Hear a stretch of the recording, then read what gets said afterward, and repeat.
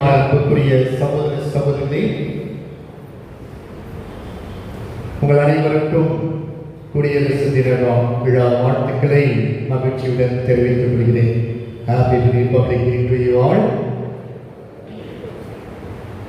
இன்றைய நாளில் நம்முடைய நாடு குடியுரிமை பெற்ற நாடாக மலர்ந்ததன் 76வது ஆண்டை நாம் சிறப்பிக்கின்றோம். வேற்றுமையில் ஒற்றுமை, இதுதான் நம்முடைய நாட்டினுடைய பெருமை.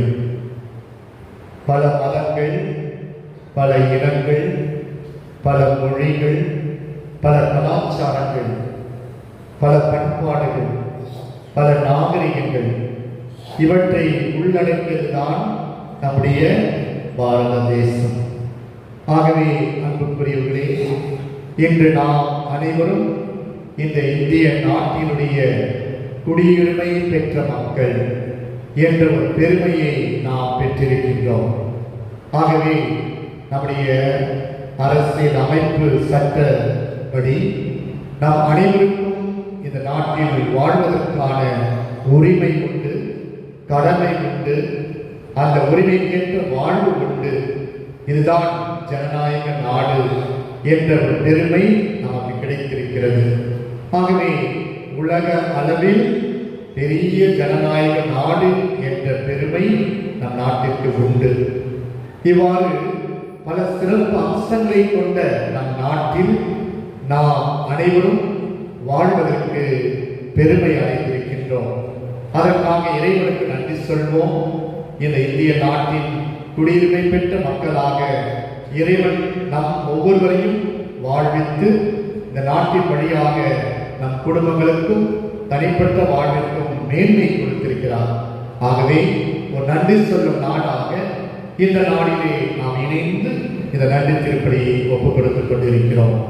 அன்புக்குரியவர்களே, இந்த நாளில் இறைவன் நமக்கு தருகின்ற அருமையான வார்த்தைகள் என்ன? இன்றைக்கு நாம் எந்த ஒரு செய்தியை எடுத்துக்கொண்டு செல்ல இருக்கிறோம் என்று சிந்தித்து பார்ப்போம். நேர்மையின் இலக்கணம் என்று அழைக்கப்பட்டவர் நம்முடைய தமிழக IAS முன்னாள் அதிகாரி திரு சகாயம் அவர்கள். அவர்களை பற்றி நாம் நன்கு அறிந்திருக்கிறோம். அவர் ஆரம்ப காலகட்டத்தில் காஞ்சிபுரத்திலே DRO-வாக பணியாற்றிய பொழுது ஒரு அழகான ஒரு நடந்த சம்பவம் குறிப்பிடப்படுகிறது. அன்புக்குரியவர்களே, ஒரு முதியவர் ஒருவர் ஒரு கடையில் சென்று சவணம் பாட்டில் ஒன்று வாங்குகிறார். அந்த பாட்டிலில் அவர் பார்க்கின்றார், அதனுடைய அடிப்பகுதி முழுவதுமாய் அழுக்கு நிறைந்ததாக இருந்தது. அந்த முதியவருக்கு கோபம் வந்தது. இந்த ஒரு பாட்டிலில் ஏன் இந்த அழுக்குகள் தங்கியிருக்கிறது? இவற்றை குடித்தால் என்ன ஆகும் என்று அவர் சிந்தித்து உடனே நம்முடைய சகாயம் அவரிடத்திலே இந்த ஒரு புகாரை அளித்து இதற்கான நடவடிக்கை எடுக்க வேண்டும் என்று கேட்டுக்கொண்டார். அன்புக்குரியவர்களே, நம் அனைவருக்கும் தெரியும், சவணம் ஒரு பெப்சி கோலா கம்பெனியுடைய ஒரு பெரிய இந்த குளிர்பானம். ஆகவே திரு சகாயம் அவர்கள் யோசித்தார், இந்த பல கடைகளில் சென்று பல பாட்டில்களை எல்லாம் எடுத்து ஆய்வுக்கு முதலிலே கொடுத்தார். அந்த ஆய்வுகளின் முடிவிலே சொல்லப்பட்டது என்ன? இது ஒரு நச்சுக்கொல்லி, இவற்றை குடித்தால் ஒரு மனிதர் உயிருக்கு ஆபத்து, அது உடலை அரிக்கும் என்று இதோ ஆராய்ச்சி முடிவில் கொடுக்கப்பட்டது. உடனே திரு IAS அதிகாரி அவர்கள் என்ன செய்தார்? இவற்றை தயாரிக்கும் இடமான மதுராந்தகம் அருகில் சென்றார். அந்த கம்பெனியிலே தன்னுடைய அதிகாரிகளை எல்லாம் அழைத்து சென்று 8 கூட்டுகளை வாங்கிக் கொண்டு உடனே அந்த கம்பெனிக்குள் சென்று நோட்டீஸ் கொடுத்தார். நீங்கள் உங்கள் ஊழியர்களோடு இந்த இடத்தை காலி செய்ய வேண்டும், இவற்றுக்கு அரசாங்க சீல் வைக்கப் போகிறோம் என்று உடனடி நடவடிக்கை எடுக்கிறார். அவர்கள் பெரிய பெரிய அதிகாரிகளோடு தொடர்பு கொண்டு சகாயம் அவர்களுக்கு மிரட்டல் கொடுக்கிறார்கள். இவருக்கு ஏன் இந்த அதிகாரத்தை கொடுத்தார்கள், யார் இவரை அதிகாரம் கொடுத்து மூட சொன்னார்கள் என்றெல்லாம் யோசித்தார்கள். இருப்பினும் திரு சகாயம் அவர்கள் நேர்மை இலக்கணமாய் இருந்ததனால் அச்சுறுத்தலுக்கும் மிரட்டலுக்கும் அஞ்சவில்லை. மாறாக உடனடியாக அந்த கம்பெனியில் இருக்கிற அனைவரையும் வெளியில் அழைத்து வந்து அவற்றுக்கு சீல் வைத்து தான் கொண்டு வந்த 8 பூட்டுகளை கொண்டு அடைத்தார். அன்புக்குள்ளே அது அனைத்து அதிகாரிகளுக்கும் மேலிடத்திற்கும் தகவல் சென்றது. ஆனால் அவருடைய வீட்டுக்கு சென்று அவருடைய மனைவியை மிரட்டினார்கள். உன்னுடைய கணவன் செய்வது சரியல்ல, அவன் தன் அதிகாரத்தை மேலோங்கி துஷ்பிரயோகம் செய்கிறார்.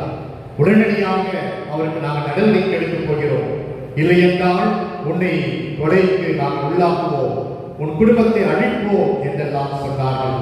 சகாயம் இரவு வருகிறார். தன் மனைவி அவரிடத்திலே புகார் சொல்கிறார். தன் மனைவியை பார்த்து சொன்னாராம், இது என்ன நமக்கு புதிதா? நான் 24 ஆண்டுகளாக IAS அதிகாரியாக இருக்கிறேன். ஆனால் 24 வருடங்கள் எனக்கு புதிய புதிய டிரான்ஸ்ஃபர்ஸ். ஆகவே எனக்கு எப்பொழுது டிரான்ஸ்ஃபர் வரும் எனக்கு தெரியும். ஆகவே இன்னைக்கு கண்டிப்பாக இந்த கொலை மிரட்டல் இருக்கும், நன்றாக தெரியும். நான் எதிர்ப்பதோ ஒரு ஐநா சபையினுடைய மேல் அதிகாரத்தில் இயங்கும் பெப்சிகோலா கம்பெனி. கண்டிப்பாக அது அமெரிக்க நாட்டை சார்ந்ததாக இருந்தாலும் அவற்றை எதிர்ப்பேன். ஏனென்றால் உயிர் கொள்ளியாக பயன்படுத்தப்படும் ஒரு குளிர்பானம் நம் நாட்டுக்கு தேவையா? நாட்டு மக்களை ஒழிக்கக்கூடிய இந்த குளிர்பானத்தை ஒழிப்பேன், அதுவரை போராடுவேன் என்று சொன்னாராம். அன்புக்குரிய சகோதரி சகோதரியே, இவ்வாறு இந்த நேர்மையான அதிகாரிகள் நம்முடைய நாட்டிலும் செயல்பட்டிருக்கிறார். அதுவும் ஒரு கத்தோலிக்க கிறிஸ்தவராய் இருக்கின்ற இந்த அதிகாரி ஆண்டவர் இயேசுவின் மதிப்பீட்டு சிந்தனையை உள்வாங்கி அவர் நம் நாட்டில் செயல்பட்டார் என்று நினைக்கும் பொழுது பெருமையாக இருக்கிறது. அன்புக்குரிய சகோதரி சகோதரி, ஏன் இந்த நிகழ்ச்சியை குறிப்பிடுகின்றேன் என்று இந்த நாளிலே நாம் நினைத்து பார்க்க வேண்டும். இன்றைய வாசகர்கள் நமக்கு அப்படிப்பட்ட ஒரு அழைப்பை தான் தருகிறது. நம் ஆண்டவர் இயேசு கிறிஸ்து தன் பணி வாழ்வின் இலக்காக இன்றைக்கு தேர்ந்தெடுத்த கொள்கை வரைவாக அவர் இன்றைக்கு நமக்கு பிரகடனம் செலுத்துகிறார். அன்புக்குரியவர்களே, அவர் கொடுக்கும் பிரகடனம் என்ன? 4 நற்காரியங்கள் ஆண்டவர் இயேசு நமக்கு முன்பாக வைக்கின்றார். அந்த 4 காரியங்கள் என்ன? இன்றைக்கு வாசிக்கப்பட்ட நற்செய்தி, ஏழைகளுக்கு நற்செய்தி, சிறைப்பட்டோர் விடுதலை, பார்வையற்றோர் பார்வை மற்றும் ஒடுக்கப்பட்டோருக்கு விடுதலை, அருட்பெரும் ஆண்டின் முழக்கம். இந்த 5 கருத்துக்கள், இதில் 4 முக்கியமானவற்றை ஆண்டவர் இயேசு செய்வதாக வாக்குறுதி அளித்தார்.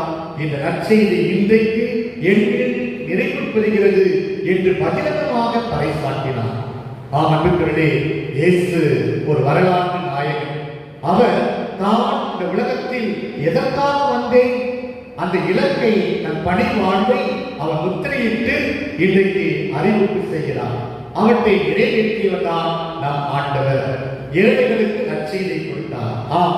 அதுவரை ஆண்டவரின் வாக்கு அது இடித்துரைக்கப்பட்ட வாழ்வாக அரசர்களுக்கும் இறைவாக்கின் பணியாக அது கொடுக்கப்பட்டது.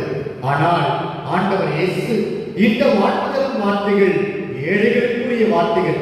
ஏழைகளை நசுக்குகின்ற அனைத்து அமைப்புகளையும் எதிர்த்து போராடுவேன் என்று சொல்லி ஆண்டவர் ஏழைகளின் பக்கமாக சார்பு எடுத்தார் என்று நாம் பார்க்கின்றோம். சிறைப்பட்டோர் விடுதலை. யாரெல்லாம் சிறைப்பட்டவர்கள்? இதோ இந்த மனித இனம் பல்வேறு சிறைகளால் இன்றைக்கு ஆக்கிரமிக்கப்பட்டிருக்கிறது. நாம் சொன்னோமே, நம் நாடு வேற்றுமையில் ஒற்றுமை என்று. இவரே நம் அனைவருக்கும் ஒரு சிறையாக மாறிவிட்டது. ஏனென்றால் இப்படிப்பட்ட அழகான ஒரு ஒற்றுமை வேண்டும் நாட்டில் வாழ்ந்தாலும் இயேசு வாழ்ந்த காலத்திலும் அங்கு ஏதோ இன அடிப்படை, மொழி அடிப்படை, வகுப்புவாதம் இவற்றையெல்லாம் ஆண்டவர் சிறையாக பார்த்தார். அவற்றின் வழியாக சிறை கைதிகளாய் இணையமாக்கப்பட்ட மக்களை விடுவிக்க ஆண்டவர் ஒரு கொள்கையை எடுத்தார். ஆகவே இந்த அடிமைத்தனத்தில் இருந்து மக்களை விடுவிக்க அவர் போராடினார் என்று நாம் பார்க்கிறோம். பார்வையற்றோர் பார்வை பெறுவர். எப்படிப்பட்ட ஒரு பார்வை?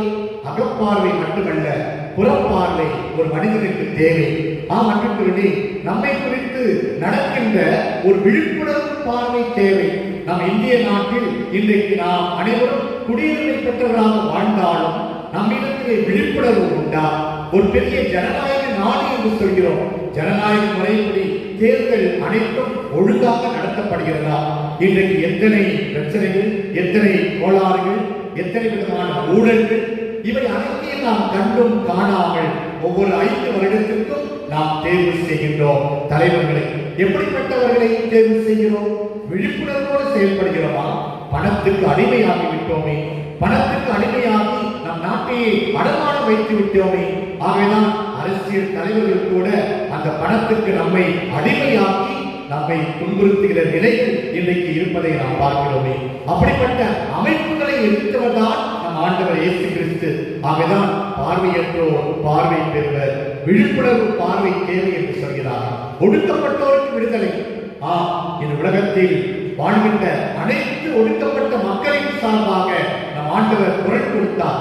அதுதான் அவருடைய கொள்கை வரைவு. ஆகவே இந்த கொள்கை வரைவு 4ஐயும் தன் வாழ்க்கையை செயல்படுத்திய ஒரு செயல் வீரர் தான் நம் ஆண்டவர் இயேசு கிறிஸ்து என்பதை அறிந்து கொள்ள வேண்டும். இத்தகைய கொள்கை வரைவு அவர் எங்கிருந்து எடுத்தார்? அன்புக்குள்ளே இதோ அவர் நம்பின அந்த இறை வாக்கை தன் வாழ்வாக எடுத்தார். அவற்றை வாழ்வாக்கினார். வெறும் வாசிக்கவில்லை, வாழ்வாக்கினார். இது முதல் வாசகம் அழகாக சொல்கிறது.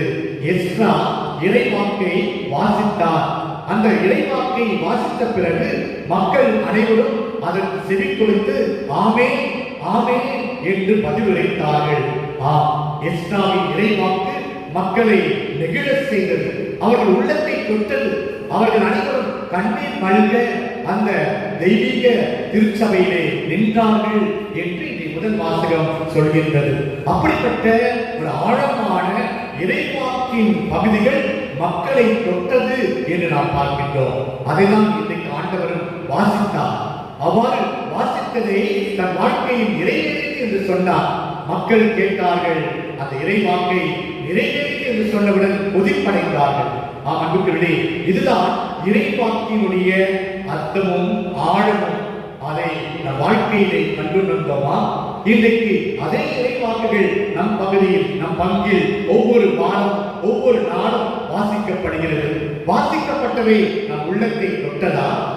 உண்மையிலே அவை நம்முடைய வாழ்க்கையிலே ஒரு பாதிப்பை ஏற்படுத்தியதா? கொஞ்சம் நேரம் நீண்ட பிரசங்கமாக மாறிவிட்டால் உடனே பல்வேறு புகார்கள், ஏன் இவ்வளவு நீண்ட பிரசங்கம் என்று நாம் கேட்கின்றோம். நம்முடைய மனது இறுகி போய்விட்டது. ஆண்டவருடைய வார்த்தைகளை கேட்பதற்கு நாம் இதயம் கல்லாகி விட்டது. ஆகவேதான் இந்த பட்ட பேச்சுகள் நம் மத்தியில் எழுவதை பார்க்கிறோம். ஆண்டவரின் வார்த்தையை உரைக்கும் பொழுது அது என் உள்ளத்தை இழுத்துரைக்க வேண்டும்.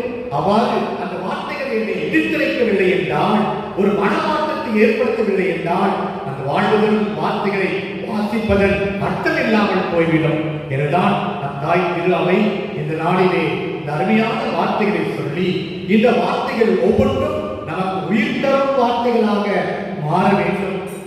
ஆண்டவரே, வாழ்வதற்கு வார்த்தைகள் உம்மிடம் தானே இருக்கிறது என்று இதோ இங்கே தோமையார் வழியாக ஆண்டவர் நமக்கு வாழ்வதற்கு வார்த்தைகளை தருகின்றார் என்று நாம் பார்க்கின்றோம். எனவேதான் எரேமியா தீர்க்கதரிசி 20ஆம் அதிகாரம் 9ஆம் வசனத்திலே அவர் அழகாக சொல்வார், உம் சொல் என் இதயத்தில் பற்றி எரியும் தீ போல இருக்கின்றது. அது என் எலும்புகளுக்குள் அடைபட்டு கிடக்கிறது. அதனை அடக்கி வைத்தாலும் நான் சோர்ந்து போனேன். இனி என்னை அது அடக்க முடியாது என்று சொல்கிறார். ஆகவே எரேமியாவின் உள்ளத்திலே இந்த வார்த்தை தீயாக பற்றி எரிந்தது. ஆண்டவரின் வார்த்தை நம் உள்ளத்தில் தீயாய் பற்றி எரிந்ததா? அந்த வார்த்தைகள் பற்றி எரிந்தது என்றால் அது உண்மையிலே என்னை சுகப்படுத்தும், என்னை நெறிப்படுத்தும், என் வாழ்வை சீராக்கும். ஏனென்றால் அது என் எலும்புகளுக்குள் சென்று மச்சையாக அது என் உள்ளத்தில் பதிந்து அது வெளிவருகின்ற வார்த்தையாக மாற வேண்டும் என்றுதான் இறைவாக்கு நமக்கு சொல்கின்றது. எனவே அன்புக்குரியவர்களே, இவ்வாறு குடியுரிமை பெற்ற இந்த நாளிலே சிந்திப்போம். ஆண்டவரின் வார்த்தைகளை உள்வாங்கிய நான் நேர்மையோடு செயல்படுகிறேனா? ஆண்டவரின் வார்த்தைகளை வாசித்த கேட்ட நான் அந்த வார்த்தைகளை என் வாழ்வாக்க முயற்சி செய்கிறேனா? என் குடும்பத்தில் அவற்றை பிரதிபலிக்கிறேனா? உண்மையுள்ளவனாக வாழ நான் என் வாழ்க்கையிலே முயற்சி எடுத்திருக்கிறேனா? இன்னும் இந்த வார்த்தைகளை கேட்ட பிறகும் நானும் ஊழல்களுக்கும் பல்வேறு தீவினைகளுக்கும் பல கொலைப்பணிகளுக்கும் நான் பழித்துரைக்கும் மனிதனாக வாழ்ந்து கொண்டிருக்கிறேன் என்றால் இந்த வார்த்தைகள் நம்மிலே பதியவில்லை. அது என் உள்ளத்தில் தீயாய் பற்றி எரியவில்லை. மாறாக அது கல்மணம் படைத்த மனிதனாய் உன்னை மாற்றிவிட்டது. ஆகவே இந்த நாளில் ஒரு தீர்மானம் எடுப்போம். இந்த வாழ்வுதல் வார்த்தைகளை கேட்ட என் உள்ளத்தில் ஒரு மாற்றத்தை என்னால் ஏற்படுத்த முடியுமா? இந்த நாட்டில் இந்த திரு சகாயம் போல ஒரு தனிப்பட்ட ஒரு நேர்மையாளராக நான் எந்த துறையில் பணியாற்றினாலும் என்னால் வாழ முடியுமா? உண்மையுள்ள ஊழியனாக பணி செய்ய முடியுமா? என் குடும்பத்தில் நம் குடும்பத்தில் நல்ல ஒரு கணவனாக நல்ல ஒரு மனைவியாக பிள்ளைகளுக்கு எடுத்துக்காட்டாக உன்னால் வாழ முடியுமா? வாழ வேண்டும். இதுதான் இறைவாக்கு நமக்கு எடுத்துரைக்கும் அந்த ஆழமான செய்தி. எனவே இவற்றை உள்வாங்கி இந்த திருப்பலியிலே தொடர்ந்து செல்வோம். குடியுரிமை பெற்ற மக்களாய் பல்வேறு ஊழல்களை எதிர்த்து போரிடக்கூடிய ஆற்றலும் பல்வேறு தீவினைகளை எதிர்த்து கேட்கக்கூடிய ஞானத்தையும் இறைவன் நமக்கு தொடர்ந்து அளிக்க வேண்டுமாய் நாம் ஜெபிப்போம். ஆமென்.